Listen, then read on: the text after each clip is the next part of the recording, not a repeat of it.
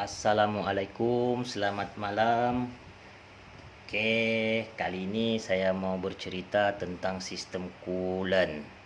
Sistem coolant, kalau enjin naik panas, apa yang perlu dibuat?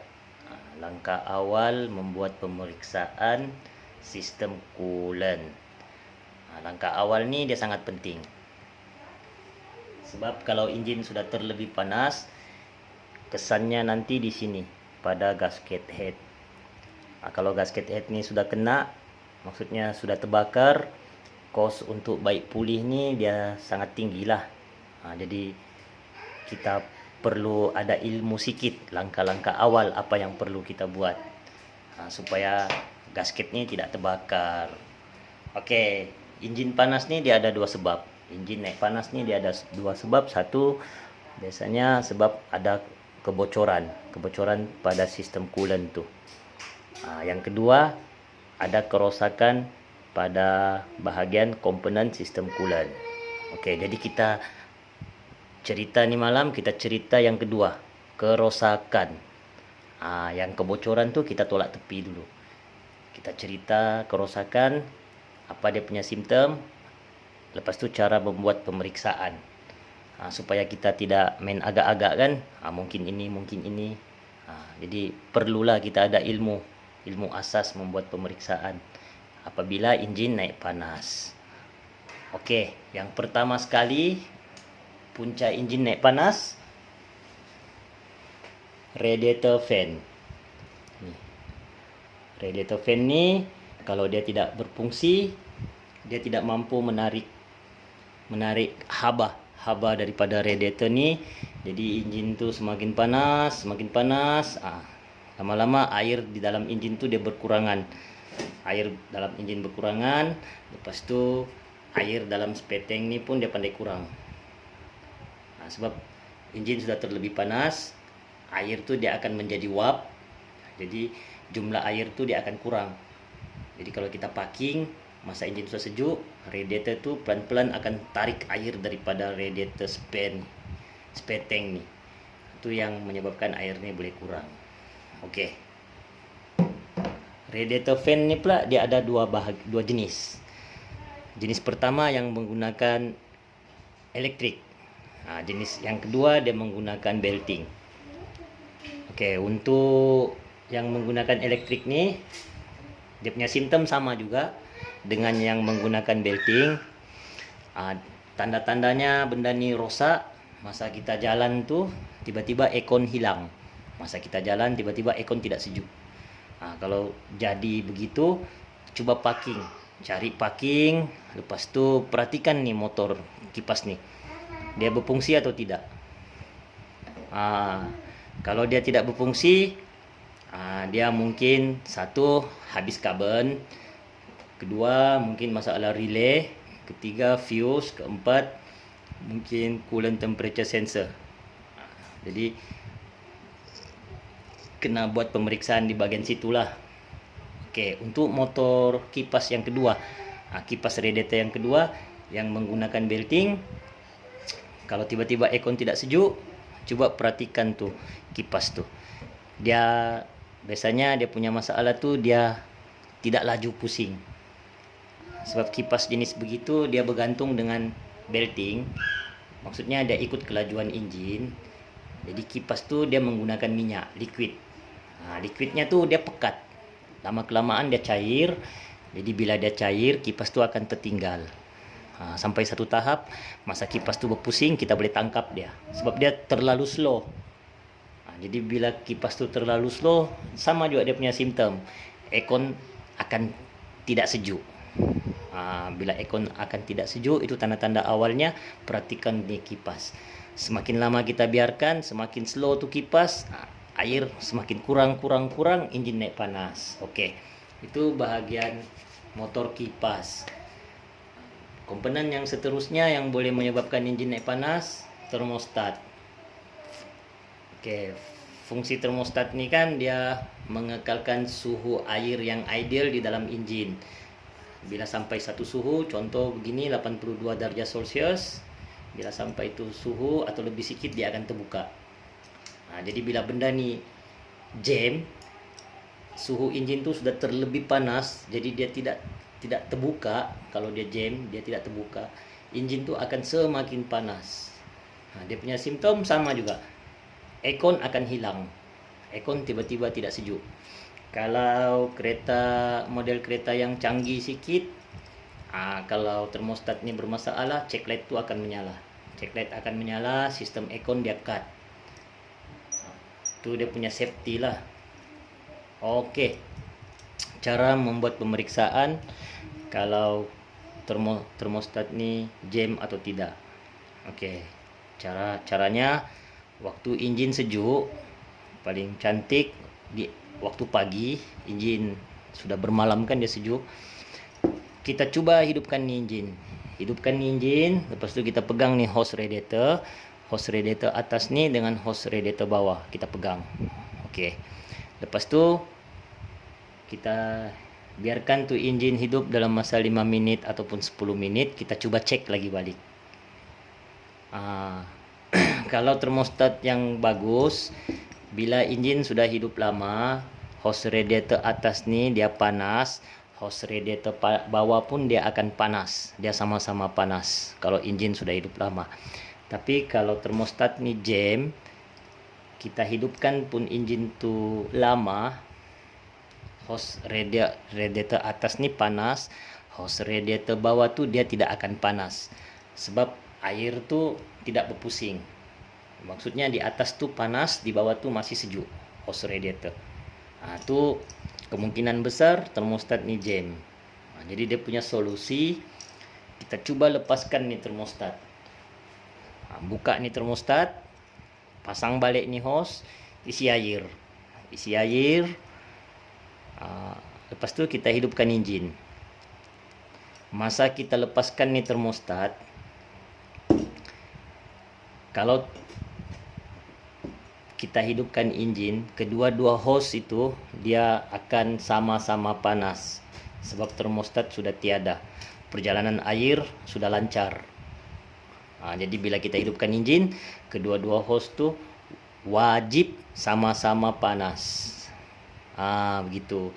Jadi kalau kita sudah lepaskan nih termostat, kita isi air, kita kasih hidup engine, dua-dua nih hose panas, baru kita beli termostat yang baru. Sebab kompon masalah tuh daripada termostat. Beli termostat baru, pasang. Oke.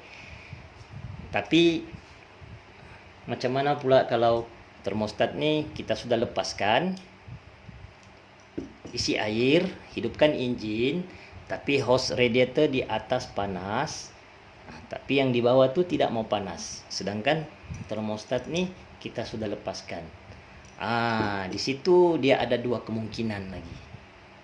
Itu pentingnya membuat pemeriksaan step by step. Bila hose nih kita lepaskan, air masih tidak jalan. Macam mana kita tahu air tidak jalan?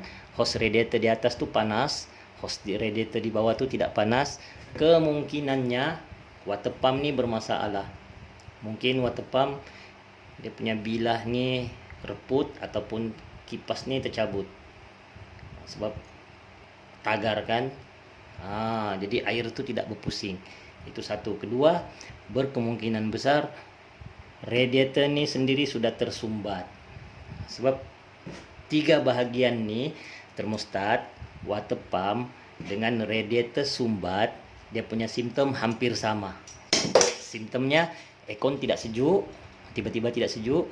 Lepas tu hose radiator nih dia panas di atas, dia sejuk di bawah, biarpun engine sudah hidup lama. Itu dia punya simptom.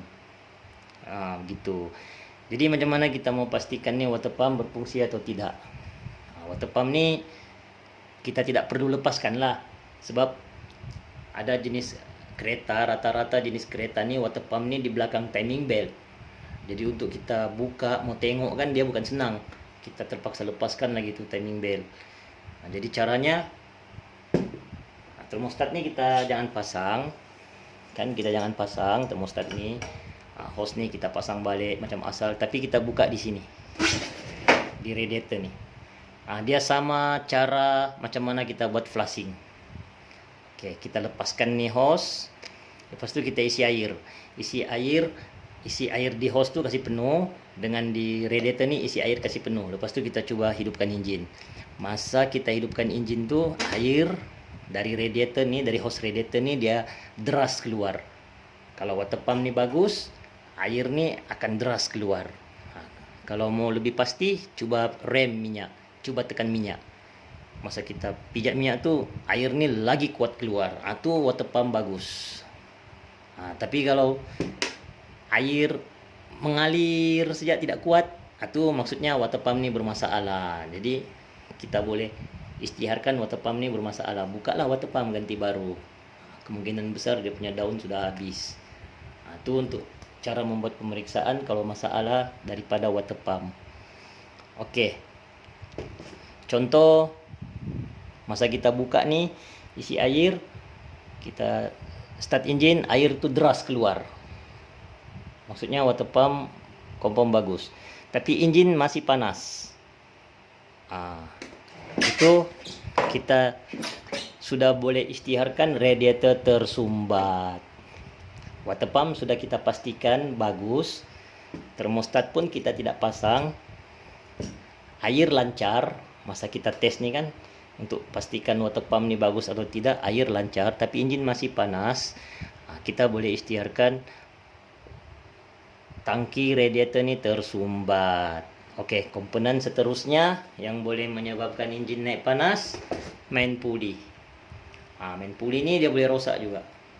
Rata-rata model kereta sekarang nih, model kebanyakannya lah, dia punya main pulley ini dia ada jalan getah di tengah nih. Jadi bila getah nih haus, pusingan crankshaft nih, main pulley ini dia tumpang dengan crankshaft.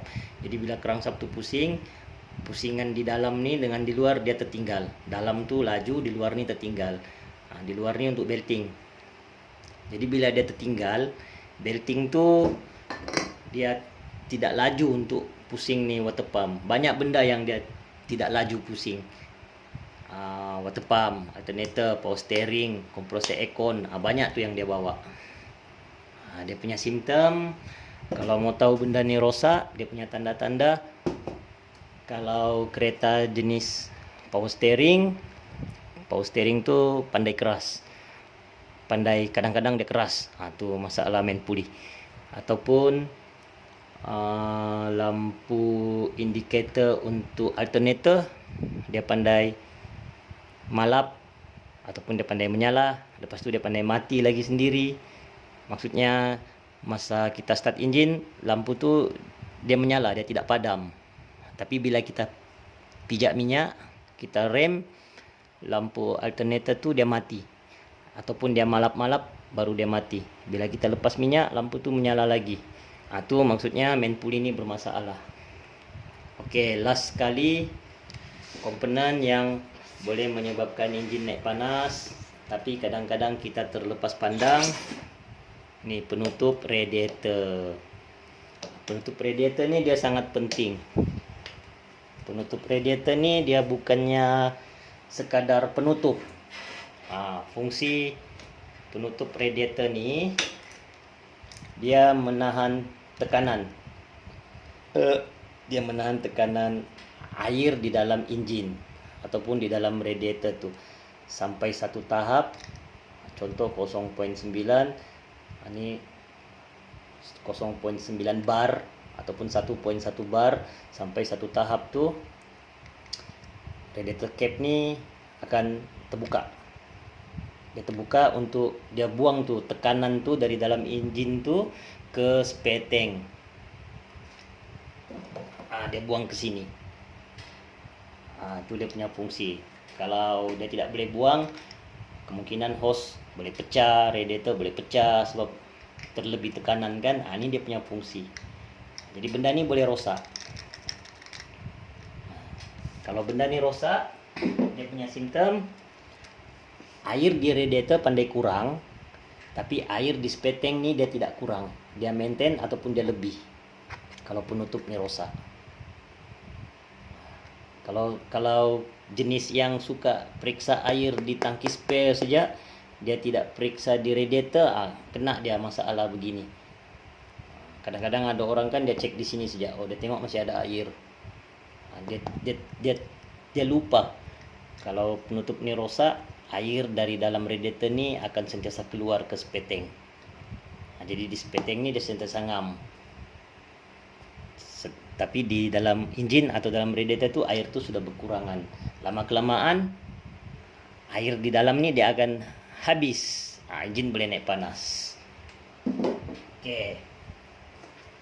Cara membuat pemeriksaan untuk penutup radiator ni, selain daripada fizikalnya yang sudah nampak rosak, contoh getah ni keras ataupun penutup yang kecil ni hilang, contohlah kan, kita nampak dia masih bagus. Cara membuat pemeriksaannya, kita pasang ni penutup radiator, pasang dia, lepas tu kita cuba tiup di hose kecil ni, hose yang masuk ke speteng ni, kita cuba tiup. Untuk penutup radiator yang bagus, kita boleh tiup. Kalau kita tiup angin di sini, angin tu boleh masuk.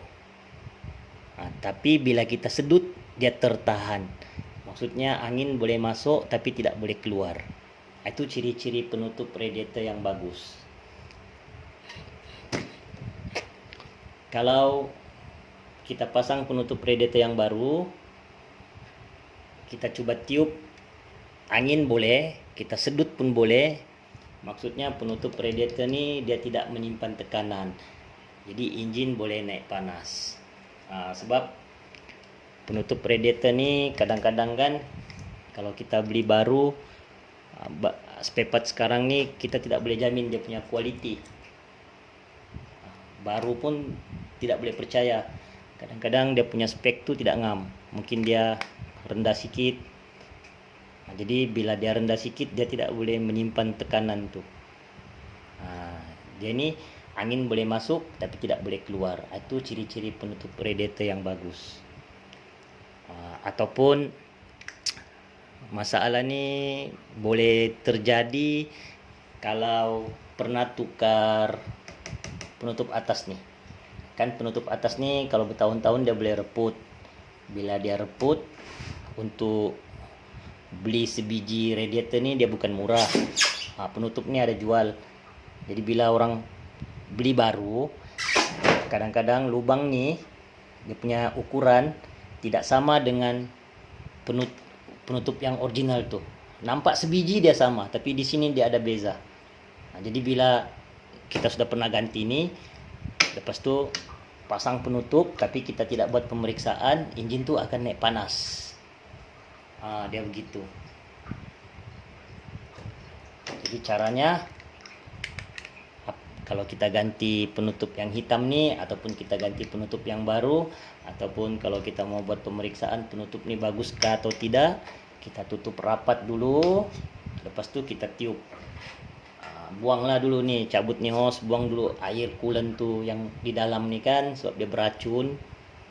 Lepas tu kita tiup. Dia boleh ditiup tapi tidak boleh disedut. Itu ciri-ciri penutup radiator yang bagus. Semoga apa yang saya coba kongsikan ni, langkah-langkah awal untuk mencari punca masalah enjin panas, dapat membantu lah kan, sebelum enjin tu makin teruk, total loss, gitu, sebelum gasket terbakar. Assalamualaikum.